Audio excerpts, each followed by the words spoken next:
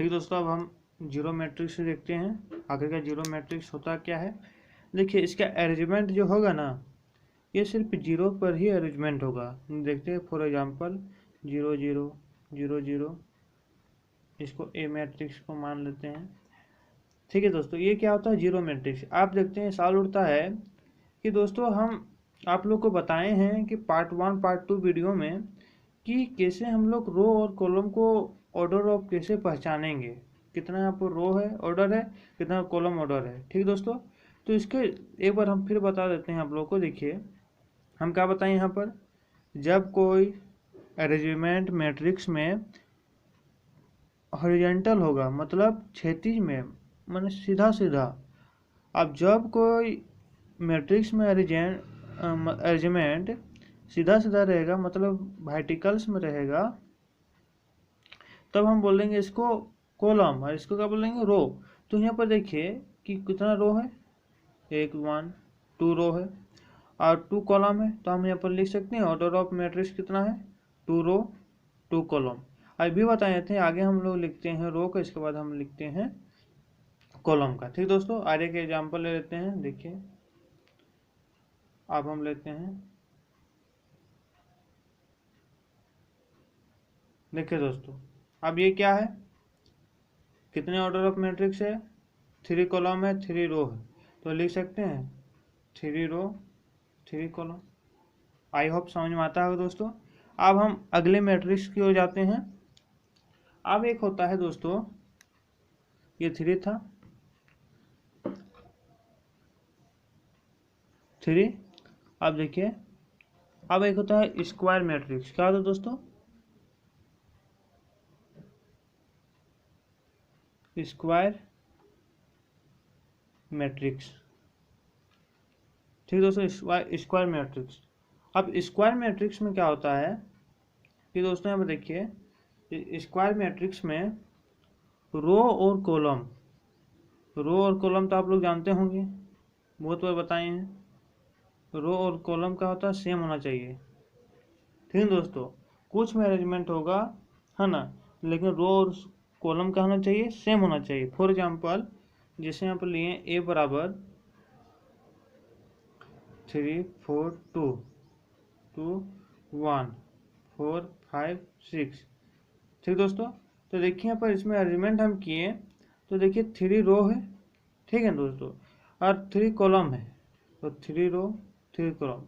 अब यहाँ पर देखिए, रो बराबर कितना है 3 और कॉलम बराबर कितना है 3, सेम है। हम क्या लिखें, रो और कॉलम का नहीं सेम, ये क्या सूटेबल हो रहा है, स्क्वायर मैट्रिक्स। ठीक दोस्तों, आई होप समझ में आया होगा। अब हम अगले मैट्रिक्स को जाते हैं, और एक होता है डायगोनल मैट्रिक्स। क्या तो दोस्तों, डायगोनल मैट्रिक्स। अब देखते हैं डायगोनल मैट्रिक्स होता क्या है।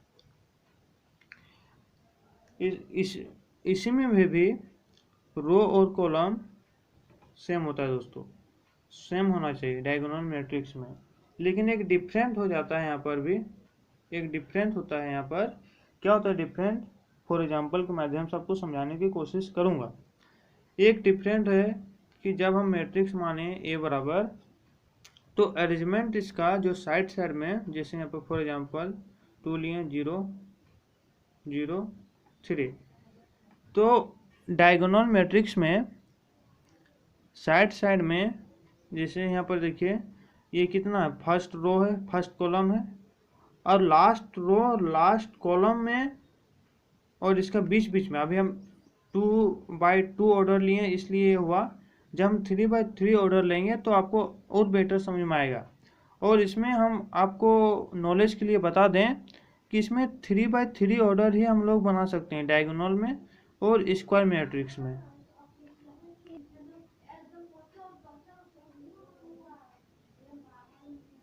अब देखिए दोस्तों, और एक matrix unit matrix. Unit matrix और इंटरेस्टिंग की बात है, बहुत मज़े है, बहुत आसान मैट्रिक्स है। देखिए, इसमें भी रो और कॉलम सेम रहेगा दोस्तों, रो और कॉलम सेम होना चाहिए। और एक यहाँ पर एक मजे की बात इसमें इस मैट्रिक्स में है कि जब हम इसको मैट्रिक्स हम बनाएंगे तो इसका जो मैट्रिक्स होगा ना, यहाँ पर देखिए, यहाँ पर 2 दे दिए थे, 3 दे दिए थे, लेकिन यहाँ पर क्या होना चाहिए, 1 होना चाहिए। और इधर सेम इसी तरह रहेगा, 0 रहेगा, लेकिन जो हम यहाँ पर दिए सिर्फ 1 ही होना चाहिए। ठीक दोस्तों, क्या होना चाहिए, 1। यहाँ पर भी 1, रो कॉलम सेम होना चाहिए, जैसे एग्जाम्पल के साथ समझ में आ जाएगा। 0 1 0 0 0 0 1। देखिए दोस्तों, सब सेम है। और एक बात हम बताने भूल गए थे, डायगोनल मैट्रिक्स में नॉलेज के लिए आप लोग को बता देते हैं। डायगोनल मैट्रिक्स को हम इस तरह भी लिख सकते हैं शॉर्टकट में, जैसे यहाँ पर लिखे ना, डायगोनल शॉर्टकट में लिख देंगे डायग, और कितना देखिए 2 और 3 है, तो इसको हम 2 और 3 इस तरह भी लिख सकते हैं दोस्तों, है ना। जैसे ये भी, इसको भी हम इसको भी लिख सकते हैं, ये वाला इसका था। ठीक दोस्तों, अब ये वाला देखिए, डायगोनल डायग 3 4 5। ठीक दोस्तों, नॉलेज के लिए। अब इसको हम नहीं लिख सकते हैं, ठीक है। और एक मैट्रिक्स मेरा बच जाता है, ये होता है इक्वल मैट्रिक्स। कहा था दोस्तों, equal matrix.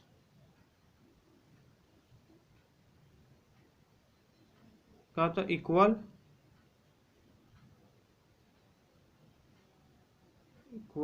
Matrix. Equal matrix क्या होता है कि देखिए, फॉर एग्जांपल के साथ समझाने का कोशिश करूँ, ज़्यादा बेटर रहेगा। जैसे समझाते हैं, जैसे ए बराबर हम मान लिए मैट्रिक्स है।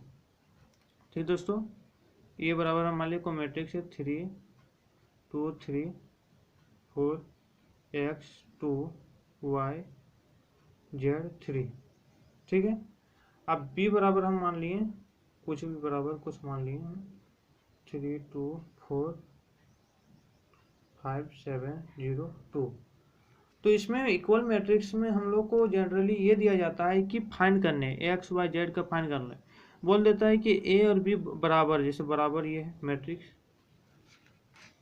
ये दोस्तों बताने की कोशिश कर रहा हूँ। जैसे 3 2 4 x 2 y z 3, ये बराबर है इस मैट्रिक्स से 2 4 3 4 z 7 0 2।